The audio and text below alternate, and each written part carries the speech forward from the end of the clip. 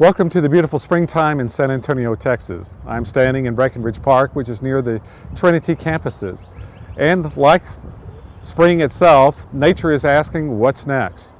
We've just completed a marvelous Holy Week Easter season in which we've communicated the hope of Jesus Christ to an entire region, by which thousands of people have received a message in their hearts and their heads to think through and to feel through of what's next for their life.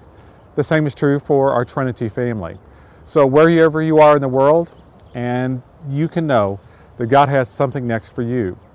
So as we close the Gospel of Luke, which concludes with the great resurrection story and the road to Emmaus, the same writer, Luke, the physician and historian, opens up the sequel, which is the book of Acts. And what's next are the closing words of Jesus in his physical ministry on earth before he ascends to heaven. To communicate the space and time of eternity in heaven, he is expressing to each one that you will receive power when the Holy Spirit comes upon you, and you will be my witnesses both in Jerusalem, Judea, and Samaria, and to everywhere in the world. So Christ gives us our power so that we will know what's next in order to live in His ways for His purposes. That's what a witness is. It's a life-transforming relationship.